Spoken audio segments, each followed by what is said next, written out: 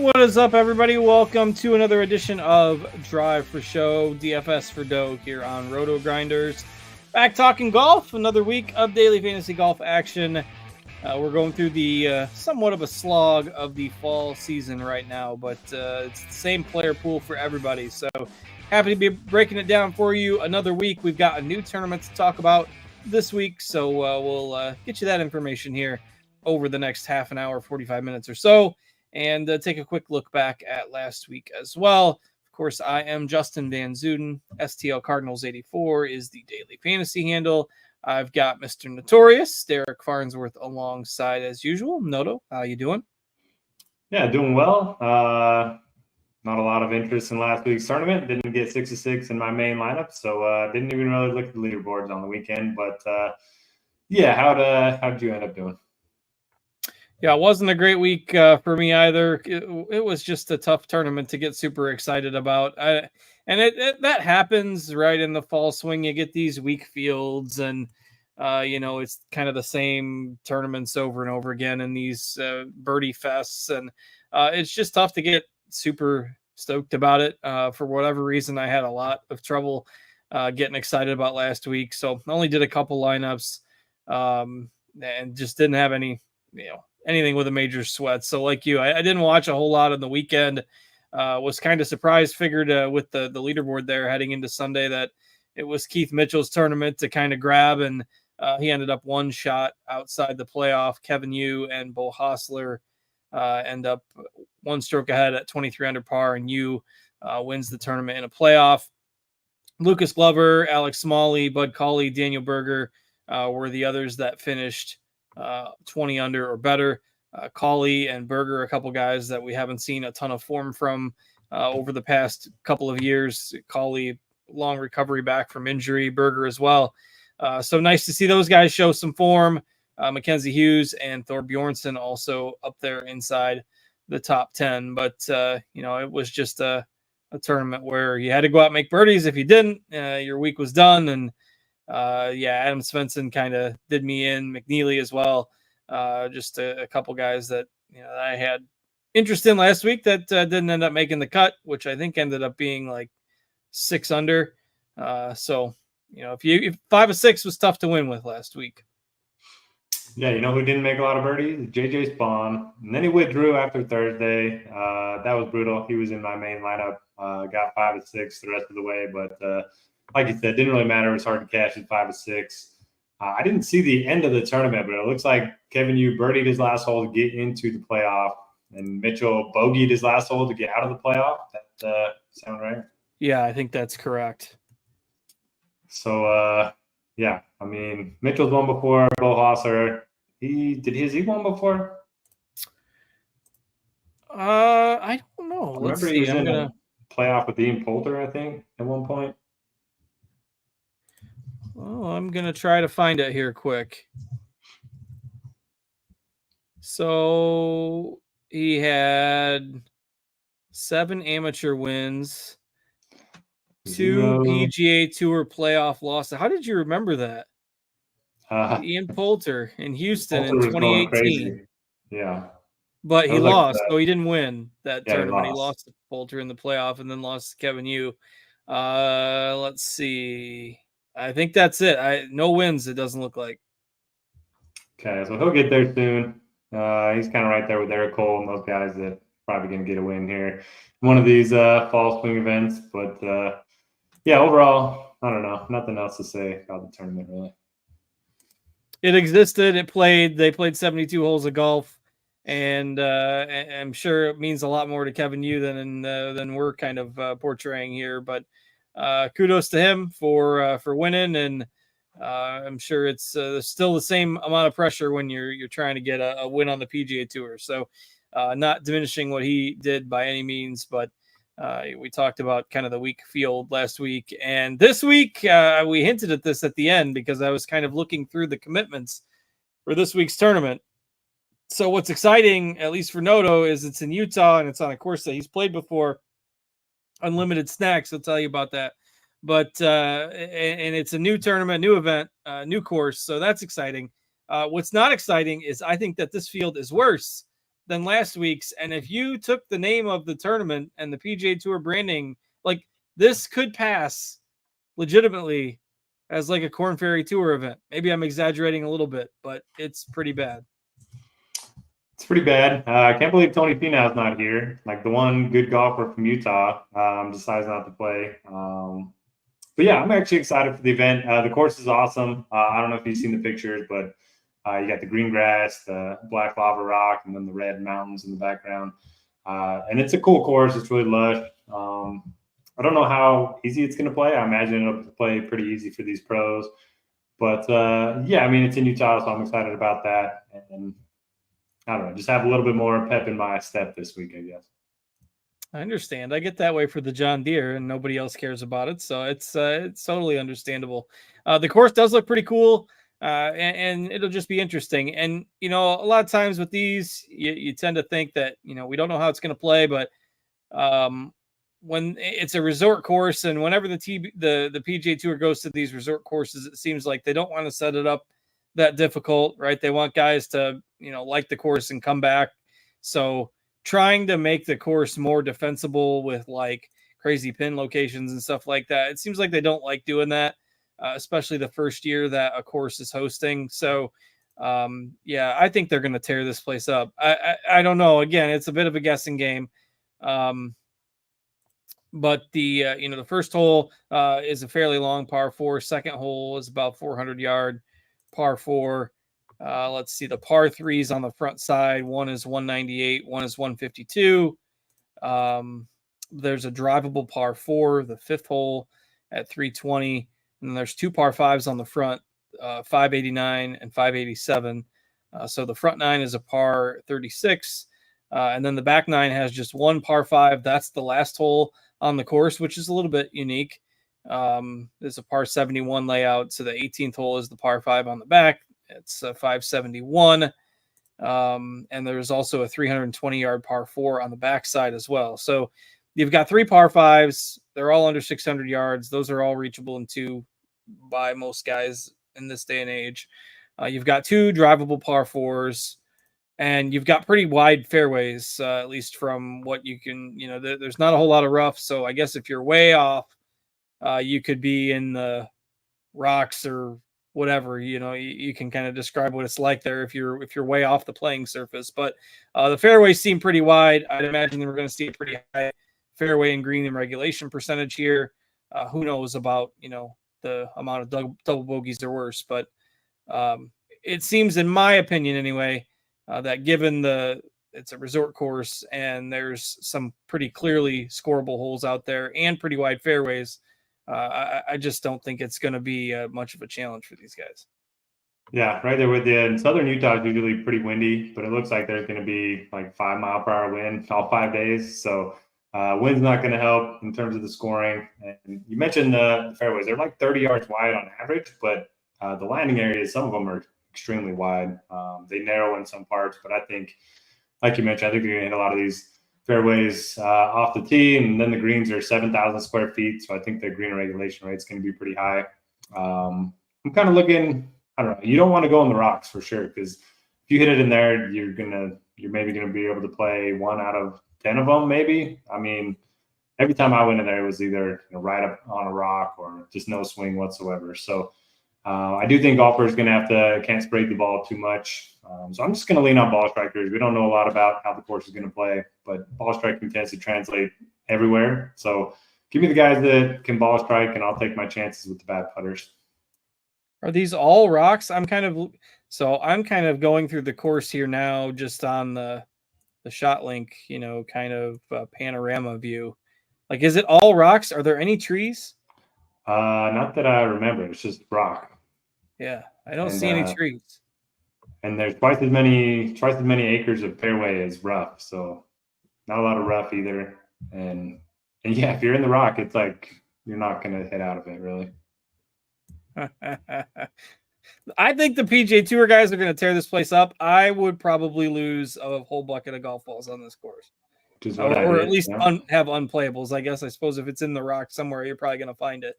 But it's really interesting just looking at it, from the bird's eye view here. it almost looks like the course is just like carved in the middle of a volcano, which is pretty wild. So it should at least be fun to watch and see how the guys play. And, it's something different, breaks up this kind of monotonous fall swing a little bit.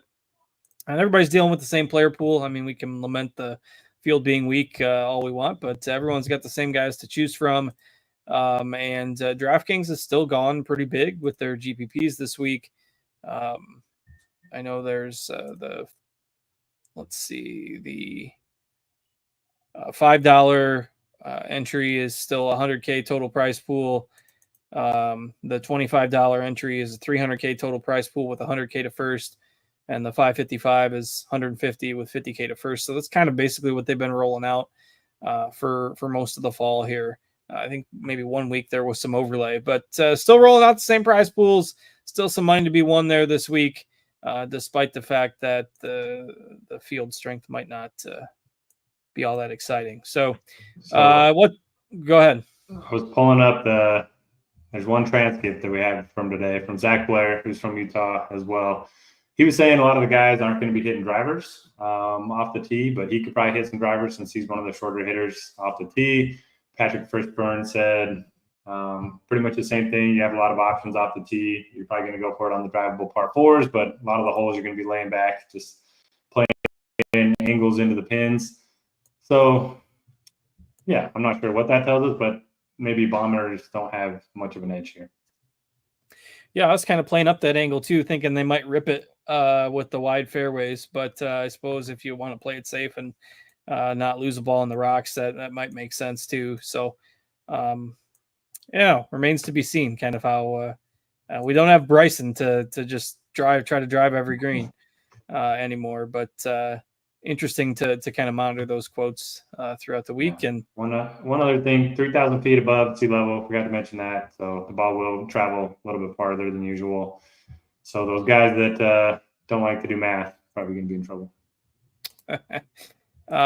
So yeah, I mean, those, 570, 580 yard par fives, they're going to be playing maybe closer to 540, something like that. I didn't do the full equation there, but just taking a little bit of distance off won't be, quite as extreme as Hawaii or anything like that, or Colorado, but still some elevation to deal with. So, all right. Let's go ahead and just start digging in here. We still have 4 golfers at or above 10K on DraftKings this week. Keith Mitchell, who, again, nearly won last week, but has been in pretty good form over the past month or two.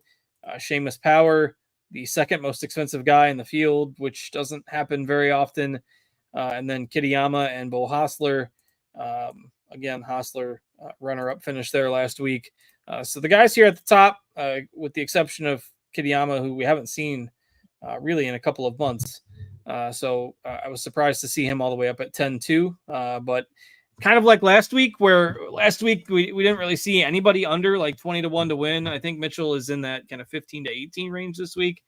So maybe a little bit more of a favorite than what we saw a week ago. But last week we kind of said, you can skip the top guys and just go balanced if you want. Same approach this week, or are you trying to target one of these top 4 guys? Yeah, I'm fine with the balanced approach, but there are more guys in the 7Ks that I like this week than last week. So I do think starting in the 10s is more viable, at least the way I'm looking at roster construction. No issue with Keith Mitchell. Obviously playing well, 3rd place finish last week. Obviously almost made it into the playoff. He is a bomber. He does struggle with the putter at times, but again, I'm okay targeting the good ball strikers. I like Seamus Power. He's been playing a lot better recently. He's got top 30s in 4 straight events. He's one of those guys that tends to string together good finishes. The last time he won on tour, he followed it up with the 3rd and the 5th. So I like streaky guys when they're in good form. Probably not going to be on Kitayama. Just feels a little overpriced for me. He hasn't played in 9 weeks. So that worries me a little bit.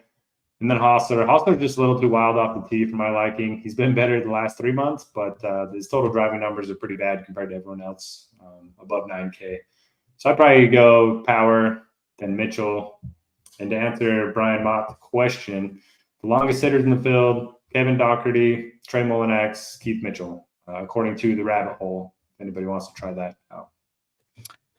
Yeah, I think Mitchell will maybe be a little bit more aggressive here. And if you look at, it doesn't really matter what time frame you look at, 16 rounds, 24 rounds. Maybe I didn't go all the way down to 16, but 24 rounds, 32 rounds, 40 rounds. Mitchell is first in this field in ball striking. And you mentioned, a lot of basically all of these guys here at the top tend to be a little bit streaky. Mitchell with those 3 12th or better finishes in a row. And everybody knows I'm a fan. I kind of missed the boat a little bit on a couple of these ones, but I'm happy going with him this week. I would probably rank them at the top, the same as you, with the exception of I'll flip Mitchell and Power and play Mitchell first, but fine playing either of them and fine ignoring that, that group. So the problem with this week is I don't like the 9K range as much as I did a week ago. So that might lead me to playing Mitchell or Power to start in more of my lineups than, when the number that I would have gone in the 10K range last week.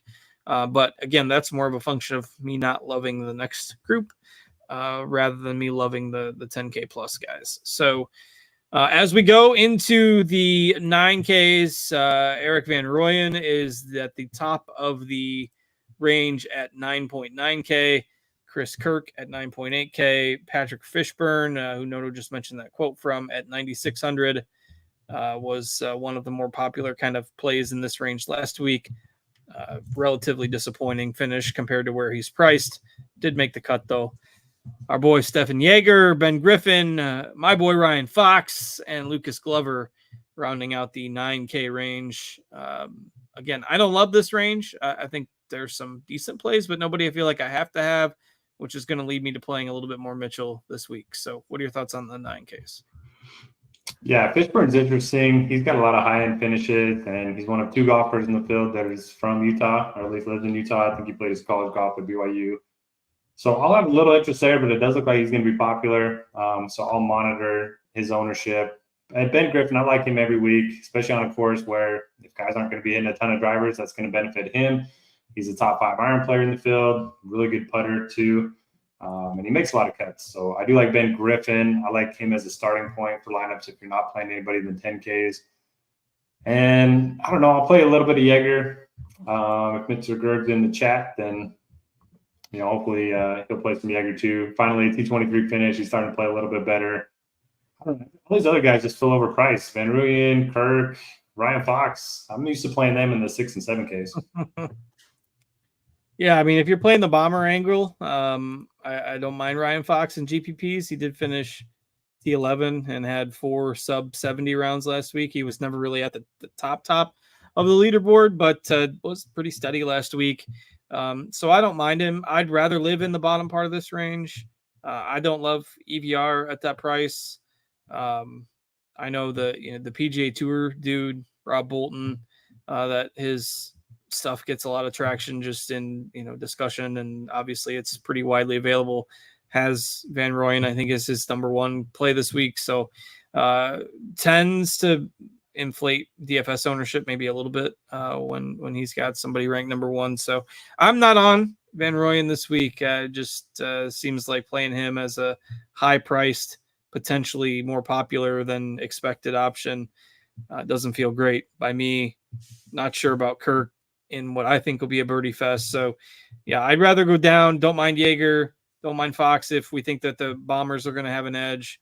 And then Ben Griffin, as that more steady option, I think is fine as well. So those guys are in the lower part of the 9K range. That's probably where I will stick with most of my exposure. Anything else in the 9Ks? Isn't it funny how much something changes in 1 week of a golf tournament? Ryan Fox, Lucas Glover were both in the 7Ks last week. I think they were both under 10% owned. Now they're in the 9Ks. They're both double-digit ownership. Then you have somebody like JJ Spawn, who was in the mid to high 9s last week, and everybody played him, and now he's lower owned and lower priced. It's just funny. 4 rounds of golf just changes so much in how we view these guys. So are you concerned? I mean, I guess we can go into the 8Ks now. So, and a couple guys were late withdrawals. Yu is out after winning, decided to skip this week, and Grillo is out. So we don't have a ton of options in here. And then Spawn is kind of right in the middle of the 8K range. And we can talk about the other guys as well. But since he just came up, like, are you concerned? Like the PGA Tour reporting and injury reporting is so bad that, I mean, we don't know. He might have just had something bad to eat, food poisoning. At least I didn't see a reason. So, he could have just been ill, could have an injury, could have just been, I'm 3 over or whatever he was. I'm just going to dip. But are you concerned about Spawn's health? I guess if you aren't, and you wanted to play him last week, then you should want to play him here. Yeah, exactly. That's kind of how I'm looking at it. I know he withdrew, but it was undisclosed, so he didn't say he had a reason. He was 3 over par. I think he would have had to shoot 9 or 10 under to make the cut. And he did it like after his round on Thursday. It's not like he did it right before his round on Friday. So, yeah, I'm not concerned at all. I was one of the people that played him last week, so I will absolutely play him this week at a lower price and lower ownership. He's one of the best iron players in the field. Prior to the WD, he was in really good form. So I do like him, one of my favorite tournament plays of the week, and I'm kind of hoping everyone's scared to play him, but that's not what it used to be in DFS. So a lot of people are more than willing to go back to the well, but I'll keep an eye on him for sure. Yeah, in general, I think you're right that people are kind of more apt to do that now. But given the fact that it was a withdraw, I think people will still be a little bit nervous, not knowing, what it was, and what if it's a wrist or something, and then all of a sudden he's out again. So again, that's just speculation. There's no confirmation of anything. Could have just not been feeling well. So other options in this range, again, the upper part of the 8Ks, Chan Kim's been playing pretty well. He was T33 last week. Thor Bjornsson there was top 10. So kind of a speculative option. I know going to feel overpriced there, but super talented and coming off a top 10. Another one of those guys that's probably going to get some ownership this week because of it. Spawn, who we just mentioned, Patrick Rogers, Harry Hall back in the mix here. He's at 8,400. Could be the most expensive I've ever seen him. Just kind of wild how this field dips in a hurry. But English, Svensson, and Andrew Novak rounding out the 8Ks, and McCarty, the fun Korn Ferry Tour, won 3 times and qualified last week. Play du jour is back in the field this week at 8K. Did make the cut last week, but finished near the bottom of all the guys that did make the cut. So anything else standing out to you in the 8Ks? Yeah, I love Chan Kim. Over the last 6 months, he's in the top 12 in this field. Strokes gained off the tee, total driving, stroke gained approach, greens and regulation, strokes gained around the green, birdie or better percentage, and bogey avoidance. The only thing he doesn't do well is putt. And again, I'm fine taking the bad putters this week. I think he's he can get it out there, but he hits a ton of fairways too. So he fits the bomber narrative, he fits the ball striker narrative. He's probably my favorite point per dollar option on the board this week. I mentioned Spawn. I'll play some of him. I like Andrew Novak a little bit too. He's been playing well. One of those guys that's pretty solid all around. And I'll play some McCarty. He did gain strokes ball striking last week, and making the cut in your first PGA Tour event, pretty good. Prior to that, he had a bunch of wins and top 5s on the Korn Ferry Tour. It's kind of one of those events where it's a new course for everyone. The guys that are new to the PGA Tour aren't behind the 8 ball, not knowing how the course is going to play. So I think everyone's kind of in the same boat with that. So I'll place the McCarty, Novak, Spawn, and Kim in this range. All right. Novak is definitely my favorite. Not the longest hitter. So, and again, I was prioritizing the bombers, maybe a little bit less now, but he's been really steadily consistent all year long. He's had 1 missed cut since March. Maybe not as much ceiling as we'd like to see, but in this type of field, I think the ceiling could be there.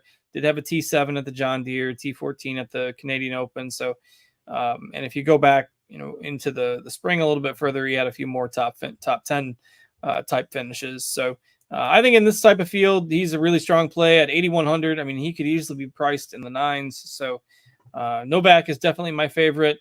Don't mind the Spawn call if you think that the health isn't a concern. Patrick Rogers, I think you could maybe look to in GPPs as well. Probably off of Svensson this week. He looked pretty bad last week. So, if you want to bank on a bounce back, that's fine. I'd rather go with some of those other guys. And don't mind the McCarty nod if you, especially if our projected ownership ends up, and I got to pull that up. I lost my page there. You got it in front of you. What do we got McCarty at right now? Ownership? Yeah. I pulled it this morning, and it was at 6%. Yeah, that's where we have him, 6% right now. So if that lasts, I certainly don't mind playing him in some GPPs as well. But where I kind of like to, especially with the balance builds, or if you're trying to, round out some mid-range value around 10K guy, I think the 7K range is probably the most interesting overall this week. I think this is where lineups are going to be made or broken, because you got a lot of guys in here that aren't that worse. Aren't that worse. That's not a great sentence. Aren't that much worse than guys who are $1,000, $1,200 more than them. We've seen just as much upside from some of these guys in the past. I mean, Berger finally showed some life with a top 10 finish last week. Chandler Phillips has been playing pretty well. We've seen Doug Gim pop in the past. Schmid had a 16th place finish last week. So certainly guys in here that are no strangers to top finishes. Alex Smalley was T5 last week. I like Justin Lower a good bit this week also. So there are lots of guys in this upper 7K range that I think are certainly worth discussing. I kind of highlighted Phillips and Lower in my content this week. I can always get suckered into playing Gim a little bit in a weaker field venue. So what are your thoughts on the mid to upper 7Ks? Yeah, I was going to bring up Phillips and Lower. I think they're both really solid options, both coming off of 3 straight top 40s in the last 10 weeks. So definitely like those two. I do like Doug Gim. If you're playing the team no-putt guys like me, then you got to play Doug Gim. Number 1 in approach over the last 6 months in this field. Number 1 in greens and regulation, and then pretty much dead last on the greens. But we're going to take our chances with Doug Gim and that putter. I also like Mac Meisner at 7,800. We've talked about him a bunch over the last few months on this show. He just continues to play well. Pretty solid floor. He's finished in the top 10% of tournaments that he's played in 27% of the time. So you're getting some upside too there at 7,800. And then just naturally, some of these guys are going to get overlooked because there are a lot of strong plays in this range. So don't mind going back to Kazire, who's been playing well, coming off of a win in 11th. Rico Hoey is one of the better ball strikers in the field. Mark Hubbard just continues to make a bunch of cuts. He's 21-25 and making cuts so far this season. So a lot of good names. Max McGreevy's got a couple wins on the Corn Ferry Tour this year. If you want to look at him. A lot of good options here. Yeah, absolutely. I think that you can certainly plug, 2 or maybe even 3 of those guys into a lineup, and even going down into the lower part of the 7K range. Hayden Springer was another kind of lower end member of the top 10 last week. Ben Coles was T16. I mentioned Bud Cauley at the top of the show. I think he might be in line for a nice bounce back year, fully healthy finally. Has made his first 2 cuts here of the fall swing, T32 at the Pro Core, T5 last week. So like Whaley, I've seen get some buzz a little bit as well as a value. So Cauley, Whaley, Springer, Coles, these are all guys that are still also in the 7Ks. And like, if you start your line, and this is another reason why I think I'll probably end up with a little bit more Keith Mitchell this week. Like if you start with Mitchell, you've got 78, 80 per player the rest of the way. And you could, get one guy, say, in the 8s, and then take 4 of these guys in the 7s, and your lineup comes together pretty nicely. So that's probably how I will approach quite a few lineups this week. Skins is another guy who was in the mix at 7,200, was in the mix there first round 60 last week, faded a little bit after that, but another name that many people will recognize. I wrote up Norlander last week. He finished T28, and his price barely came up. He's probably my favorite at 7,200. So, again, that's another 3 or 4 names in the lower part of the 7K range. What else are you looking at in here? Agree with a lot of the plays. I do have Norlander tagged. Just one of the best at avoiding bogeys.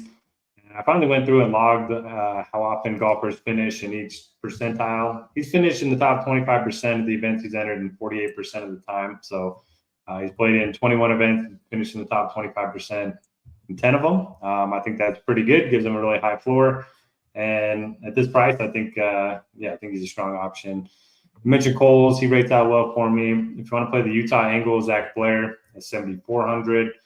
Then Nick Hardy at 7,300. He's been playing a little bit better. Stroke gain approach, he's third in this field over the last 6 months. Another one of those guys that can't chip or putt, but if you're playing the team no putt, put him in a lineup with Keith Mitchell and Doug Ginn and call it good to go. Yeah, get the whole team no putt there, and everybody will be ready to roll. And maybe 1 week they'll all put it together the same week, and you'll take home $50K. Yeah, I pretty much gone through most of my guys there in the lower part of the 7Ks. It is really, even if you're playing a guy at the top, like it is not super necessary to dig down into the sixes, right? Even if you play Mitchell and Power, you've still got 72, 75 for your last 4 spots, and you could easily do that with guys we just mentioned above 7,000. Because I do think there's a pretty good dip after that. Maybe I'll play a little Grayson Sig. Grayson Sig has decent odds, relatively speaking. Carson Young did make the cut last week. I played a little bit of him in the past, but outside of those 2 guys, I don't like a whole lot in the sixes. Anything else that's standing out to you, be it in your head or in your model? What do you like this week? Yeah, nothing in my head. I probably won't play any of these guys, but Sungyeol No kind of rates out well for me. He's been playing well. I think most of his starts have been on the Korn Ferry Tour. But 6,500 it looks like he's going to be pretty popular. We have him at 10%. So maybe I won't play him. If you want to play, again, the Utah angle, Peter Quest, he was one of those guys we were targeting a bunch. Was it last summer when he went on that run? And he's definitely a bomber. So if you think he's going to help the bomber narrative, 6,400 for him. That's pretty much it, though. I don't feel great about anybody down here. To your point, I think you just stay above sevens, make those balanced lineups. I guess they're not even balanced lineups because you can play the 10Ks with the sevens too. Yeah, I mean, so many options in those 7Ks this week that I think that's the way you go. So, all right. With that, I think we're just gonna skip the snake drafts here while we're in the fall swing. Tough to fill them in real time with the lower tier events and people in football mode. And I know hockey started today as well. The MLB playoffs are still going on. Just a lot of things to catch up on these days. And I know a lot of people probably watch us on playback. So Steve's Mets are 2 outs away from going 2-1 up in their series. So, and I have 8 tickets, Noto, on a Mets versus Royals exact World Series matchup. Ooh, at 8. I have 8 tickets on 6 different sports books for Mets versus Royals exact matchup. I got them at plus 17,000, plus 15,000, and it's like plus 1,300 now. So it's still live. My Mets versus Royals exact World Series matchup is still live. Which I think if I add them all up, I think it's like 40K if that's the exact World Series matchup. So I as a Cardinals fan, I haven't had much to root for in baseball this time of year for quite a few years now. So I'm a Mets fan and a Royals fan for the next couple of weeks. So I'm on Team Steve. The Royals got to get through the Yankees first, so I'm sure this will probably be painful in some fashion. But I'd already wrote them off when the Mets were down in the 9th inning against the Brewers in Game 3. So I guess I'm playing with house money here, but I'm rooting for the Mets and the Royals. That's what I got. All right, I'll root with you. Steve's sweating this last out. I think they're pretty safe with the 7-2 lead. And I love playoff baseball. Don't really have anything to sweat other than DFS lineup here and there, but it's a lot of fun.